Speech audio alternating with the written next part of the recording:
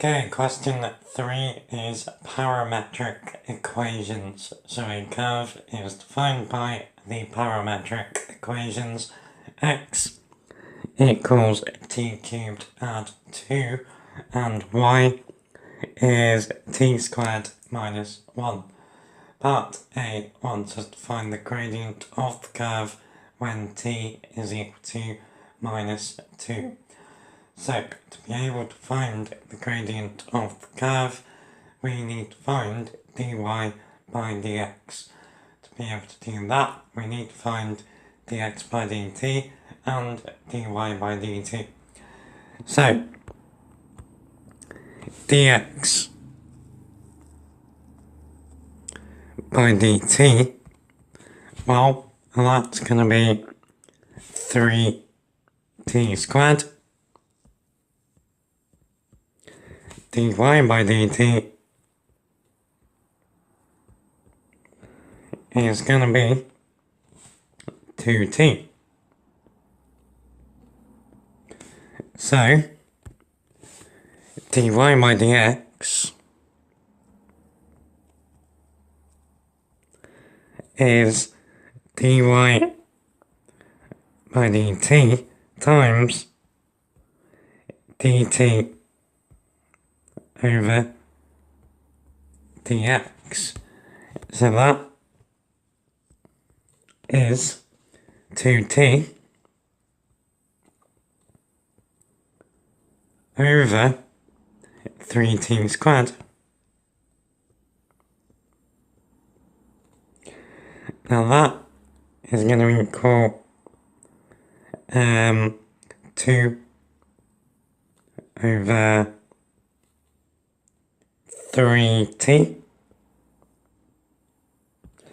Now when t is equal to minus 2, dy by dx is 2 over 3 times minus 2, which is 2 over minus 6, which is negative 1/3.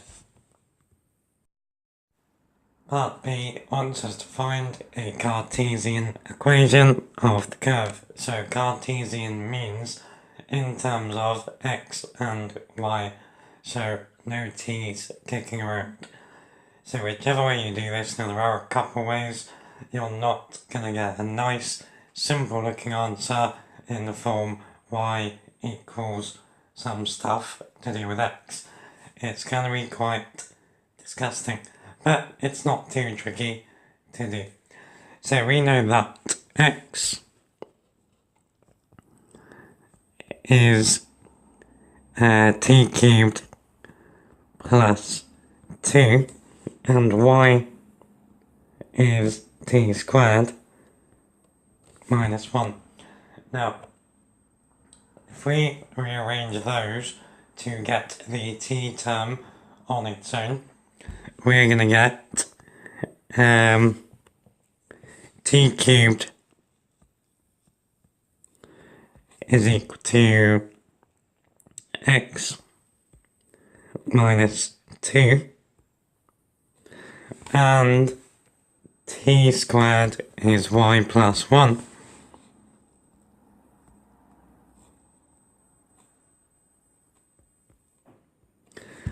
Okay, so we can't necessarily get a common amount of t as we would doing normal simultaneous equations, but what we can do is get a common power of t.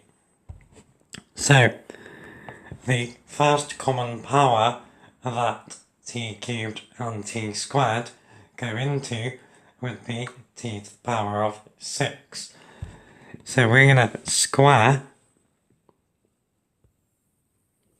both sides of the top equation, so we get t to the 6 is equal to x minus 2 squared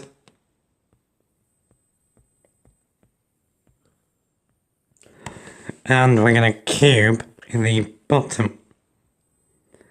So that's going to give us t to the 6 is equal to y plus 1 cubed. Now that we have a common t to the power 6 on one side, we can eliminate t to the power 6. So we're going to do the top equation minus the bottom equation. So we would get 0 is x minus 2 squared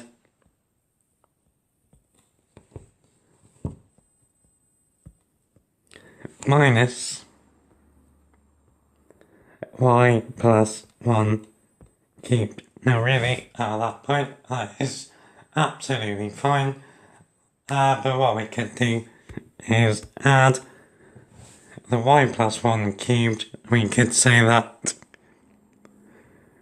y plus 1 cubed is equal to x minus 2 squared.